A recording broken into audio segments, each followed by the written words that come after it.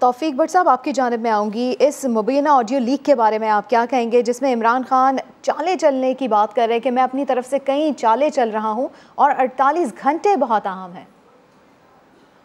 دیکھیے، میں تو 24 برسوں سے میرا اس شخص کے ساتھ تعلق رہا ہے۔ جب میں گورنمنٹ کالج لاہور میں اسٹوڈنٹ تھا اور شوکت خانم ہاسپٹل کی تعمیر ہو رہی تھی 92 میں اور 94 میں، تو ہم نے اس کو بلایا۔ اس کے بعد دوستی کا ایک عمل شروع ہوا جو اس کے وزیر اعظم بننے کے بعد اس طرح سے ختم ہونا شروع ہوا کہ مجھے یہ احساس ہو گیا تھا کہ یہ شخص باقی حکمرانوں سے بالکل مختلف نہیں ہے،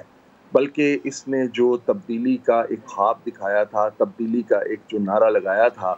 وہ بالکل جھوٹ ہے۔ وہ مجھ پہ اس طرح سے عیا ہوا کہ یہ جب وزیر اعظم بنے تو 6 مہینے کے بعد تقریباً میری ان کے ساتھ 1 to 1 ایک ملاقات کا اہتمام ہوا، اور اس ملاقات میں جو باتیں انہوں نے میرے ساتھ کیں، وہ باتیں ظاہر ہے ایک ذاتی تعلق کی بنیاد پہ، اور میری تربیت ایسی نہیں ہے کہ وہ میں بتا سکوں، لیکن تب مجھے یہ احساس ہو گیا تھا، بلکہ مجھے یہ یقین ہو گیا تھا کہ یہ شخص بالکل تبدیلی کے نام پہ لوگوں سے فراڈ کر رہا ہے اور آئندہ بھی کرے گا۔ تو میں نے اپنے کالم میں یہ لکھنا شروع کیا۔ سہیل وڑائے صاحب گواہ ہیں۔ سہیل وڑائے صاحب میرے پاس آئے اور انہوں نے مجھے کہا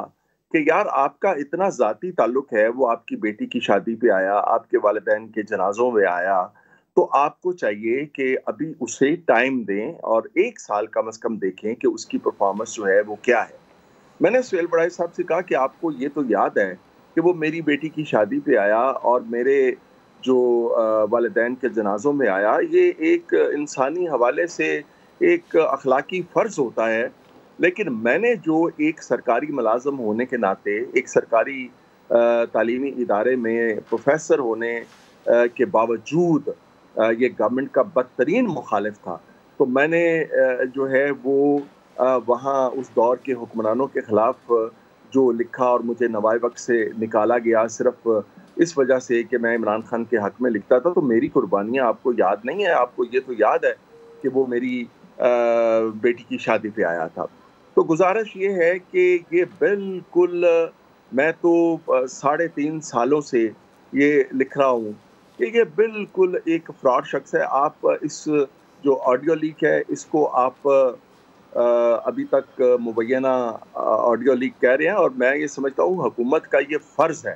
حکمرانوں کا یہ فرض ہے، گو کہ حکمران جو ہیں وہ بھی یہ جو خرید و فروخت ہے اس کے عمل سے گزرتے رہے ہیں اور وہ بھی یہ کرتے رہے ہیں، لیکن اب جو صورتحال ہے کہ یہ ایک دیوتا بنا ہوا ہے، تو ہمارے حکمرانوں کو چاہیے کہ وہ اس کا فوری طور پہ فرانزک کروائیں۔ جہاں تک عمران خان کے ساتھ میرا 24 سالہ وابستگی ہے، میں انہیں ذاتی طور پہ جانتا ہوں، تو ان کا لب و لہجہ اور جو ان کا انداز گفتگو اس آڈیو لیک میں ہے، وہ صاف ظاہر کر رہا ہے کہ یہ بالکل ایک صحیح آڈیو ہے، اور اس کا فرانزک ضرور ہونا چاہیے تاکہ لوگوں کے سامنے اس کا جو تھوڑا بہت چھپا ہوا چہرہ ہے وہ۔ ایک اور بات، یہ شخص جو ہے یہ اس قدر زوم میں مبتلا ہے۔ ایک بار میں نے اس سے کہا، میں نے کہا جی کہ آپ کی سنیں کہ کوئی ویڈیو آ رہی ہے اور اس طرح کی بات ہم سن رہے ہیں، تو یہ اس نے کہا جی کہ میری ایسی ویسی کوئی ویڈیو بھی آ گئی، اب میں اس کی تفصیل میں نہیں جانا چاہتا۔ یہ آپ خان صاحب کے حوالے سے بتا رہے ہیں توفیق بٹ صاحب؟ جی بالکل، جی بالکل، انہوں نے کہا کہ میری کوئی ایسی ویسی ویڈیو بھی آ گئی، تو میرے جو فالوورز ہیں، میرے جو لوگ ہیں، انہوں نے یقین ہی نہیں کرنا، وہ اس حد تک میری ذات پر ایمان رکھتے ہیں اور اس حد تک میری ذات پر ان کا یقین ہے کہ میری کیسی بھی ویڈیو آ گئی، کیسی بھی آڈیو آ گئی، لوگ اس پہ یقین نہیں کریں گے، لیکن میرا خیال ہے کہ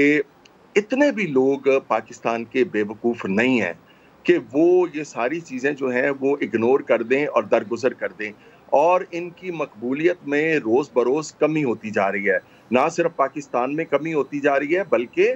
پاکستان سے باہر، میں اس وقت دبئی میں بیٹھا ہوا ہوں اور آپ سے جب میں بات کر رہا ہوں، اس سے پہلے میں UK بھی تھا اور یورپ میں بھی میں گیا اور وہاں سے لوگوں سے میں ملا، تو لوگ اب یہ سوچنے پہ مجبور ضرور ہو گئے ہیں کہ جی یہ شخص جو بڑی بڑی باتیں کرتا ہے اور تبدیلی کا نعرہ، پھر اس کے بعد ریاست مدینہ کی بات. اور ایک اور بات میں آپ سے کرنا چاہوں, مجھے یاد ہے بہت اچھی طرح, آپ کو پتہ نہیں یاد ہو یا نہ ہو, مجھے بہت اچھی طرح یاد ہے کہ جب ایک سوال ان سے کیا گیا تھا ایک انٹرویو کے دوران کہ یہ جو آئی ایس آئی اور اس طرح کے ادارے ٹیپ کرتے ہیں سیاستدانوں کے فون, تو اس پہ ان کا جواب یہ تھا کہ یہ بہت ضروری ہے, اور یہ وہ لوگ ڈرتے ہیں اس سے, اپنی باتیں ٹیپ ہونے سے وہ لوگ ڈرتے ہیں جنہوں نے چوری کرنی ہوتی ہے, جنہوں نے ڈاکے مارنے ہوتے ہیں. مجھے تو کوئی اعتراض نہیں ہے اگر کوئی اس طرح کی گفتگو جو ہے وہ ٹیپ کرے. میں چونکہ بڑا ایک فرشتہ ہوں, صاف ستھرا آدمی ہوں, تو مجھے کوئی اعتراض نہیں. تو اب دیکھیے اب جو جس طرح کی چیزیں سامنے آ رہی ہیں, اور میں تو یہ کہتا ہوں ابتدائے عشق ہے روتا ہے کیا, آگے آگے دیکھیے ہوتا ہے کیا. ابھی آگے دیکھیے کہ ان کے ساتھ جو ہے اور بہت ساری چیزیں ان کی ابھی سامنے آئیں گی.